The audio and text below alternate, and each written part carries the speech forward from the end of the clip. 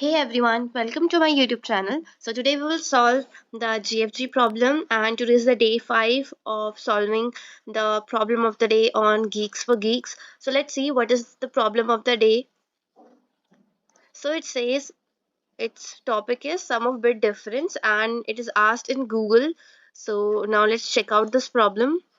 Okay, now let's just first read this problem. I have already solved this problem for you. So I will explain the code today because I have very less time and I need to go to college also. So today I have just written the code here and I will explain to you line by line. Now let's just first read the problem. So it says कि हमें एक array मिली है जिसमें n elements हैं. हमें सम bit difference calculate करना है हर element के लिए. ठीक है, सो हम हर एलिमेंट का पेयरिंग करनी है. पहले तो हमें all the possible pairs check करने पड़ेंगे, उसके जितने भी हैं 1 और 2 के 4 पॉसिबल पेयर बनेंगे. अब उन चारों में सबका हमें क्या करना पड़ेगा, उन नंबर्स के साथ बिट डिफरेंस कैलकुलेट करना पड़ेगा. अब बिट डिफरेंस है क्या इसमें, लेट्स से हमने नंबर लिया 2 और 7. अब इसका बिट डिफरेंस 2 आ रहा है, पर अब हम देखेंगे इसका बिट डिफरेंस 2 कैसे आ रहा है. बाइनरी रिप्रेजेंटेशन हमारे 2 के लिए क्या होती है 0 1 0 और 7 के लिए क्या होती है 1 1 1. तो आप यहाँ देखिए कि इसमें जो लेफ्ट मोस्ट बिट है वो 0 है, इसमें 1 है, तो ये दोनों क्या है अलग अलग हैं. इसका मतलब बिट डिफरेंस 1 का हो गया. अब सेकंड बिट तो सेम है, पर थर्ड बिट क्या है, फिर से हमारी यहाँ पे 1 है और यहाँ पे क्या है 0 है, तो ये एक और बिट डिफरेंस क्रिएट कर रहा है. तो टोटल कितने बिट डिफरेंस आए 2 और 7 में, 2 आए. तो अब ये हमें एक और नोट दिया है कि x और y x को हमें डिफरेंट ट्रीट करना है. लेट्स से अगर x 1 है y 2 है और मेरे पे दूसरा पेयर आया है 2,1, तो ये दोनों ही क्या है अलग पेयर हैं. इन दोनों के लिए मुझे अलग से बिट डिफरेंस कैलकुलेट करना है और उन एरे के सारे एलिमेंट्स का पेयर करने के बाद उनका बिट डिफरेंस कैलकुलेट करने के बाद उनका सम हमें रिटर्न करना है. तो यहाँ कोड में देखिए आप, क्योंकि ये एक बहुत बड़ा वैल्यू भी जनरेट कर सकता है, तो बहुत बड़ी वैल्यू जनरेट करने के लिए इसने यहाँ पे लॉन्ग लॉन्ग डेटा टाइप का यूज किया है. सो पहले मैंने यहाँ पे एक वेक्टर एरे डिफाइन करी है जिसका नाम f है, जिसका साइज 31 होगा और इसमें एक वेक्टर इंटी पास करा है जो क्या है, जिसमें 2,0 वैल्यू पास है. ठीक है, अब नेक्स्ट इसमें एक फॉर लूप चला रहे हैं हम i इक्वल्स टू 0 से i लेस देन n तक. n हमारा साइज है एरे का. उसके बाद एक रिवर्स हम लूप चला रहे हैं 30 से.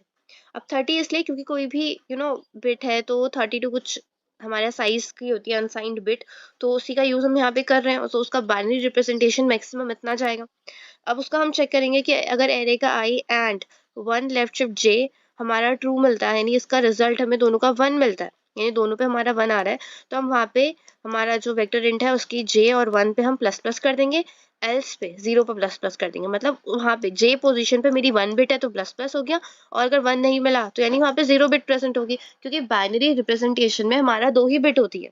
It is of only 0 and 1. Binary is all about 0 and 1. तो अगर 1 मिला तो 1 पे प्लस प्लस करेंगे, 0 मिला तो 0 पे प्लस प्लस करेंगे. अब ये वेक्टर तो मेरा रेडी हो गया, इसमें सारी वैल्यूज आ गई कि कहाँ पे 1 है कहाँ पे 0 है. अब नेक्स्ट मुझे क्या करना है, अपने आंसर में इनका सम भी तो कैलकुलेट करना है. उसके लिए मैं एक और वेरिएबल लूंगी जिसका डेटा टाइप तो मैं लॉन्ग लॉन्ग लूंगी, क्योंकि मुझे इसी आंसर को तो रिटर्न करना है. और जो मैं रिटर्न करूंगी और जो फंक्शन मेरा जिस टाइप का है मुझे उसी टाइप का डेटा टाइप लेना पड़ेगा, वरना मेरा एरर मिलता है मुझे कि रिटर्न टाइप क्या है, डिफरेंट है.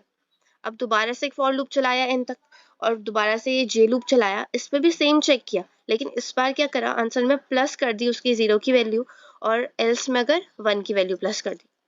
अगर यहाँ पे देखिए इस कंडीशन में इफ में मुझे 1 मिलता है, यानी कि वहाँ पे 1 है, तो मैं उसकी 0 की वैल्यू प्लस करूंगी, क्योंकि मुझे बिट डिफरेंस कैलकुलेट करना है ना, सेम बिट का सम कैलकुलेट करने को नहीं बोला है, बिट डिफरेंस कैलकुलेट करना है. इसलिए यहाँ पे हमने 0 लिया और यहाँ पे हमने 1 लिया. लास्ट में हमें बस इस आंसर को जो हमने कैलकुलेट कर लिया है पूरी एरे को ट्रेवर्स करके उसे रिटर्न करना है. तो एक बार मैं आपको इसको चला के दिखाती हूँ. कंपाइल एंड रन करेंगे.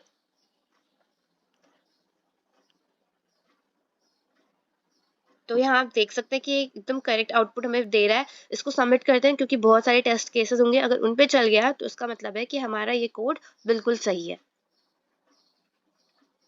ओके, सो इसने सक्सेसफुली सारे टेस्ट केस पास कर दिए हैं. मैंने सबमिशन जो हमारे टेस्ट केस वहाँ पे दिए होते हैं उन्हीं पे ट्राई किया था, सबमिट नहीं किया था. तो ये मेरा पहला सबमिशन है आज का, और हमें 189 डेज हो गए हैं गीक्स पे प्रॉब्लम सॉल्व करते करते. So thanks for watching. अगर आपको समझ आया है तो इस वीडियो पे कमेंट करिए, लाइक करिए, अपने दोस्तों के साथ इसे शेयर करिए कि जो कोडिंग से थोड़ा दूर भागते हैं उन्हें दिखाइए कि जीएफजी पे कितने इजी क्वेश्चंस आते हैं. क्वेश्चन को समझना जितना इजी है यहाँ पे, उतना ही इजी उसे कोड करना भी है. अगर आप उसका लॉजिक समझते हैं, उसकी एल्गोरिथम को आप अपने दिमाग में आपको पता है कि बिट क्या होता है, बिट डिफरेंस कैसे निकालेंगे, उस पोजीशन पे दोनों की बिट्स को कैलकुलेट करके। अब बिट निकालने का लॉजिक भले ही थोड़ा सा अलग हो सकता है, क्योंकि आपको ये पता होना चाहिए। और तो अगर आपको समझ आया तो प्लीज़ इसको लाइक करिए, शेयर कर दीजिए और सब्सक्राइब करिए मेरे चैनल को। And I will see you in the next video. कल हम इसका नेक्स्ट जो भी आएगा POTD उसको सॉल्व करेंगे। So till then keep coding, bye.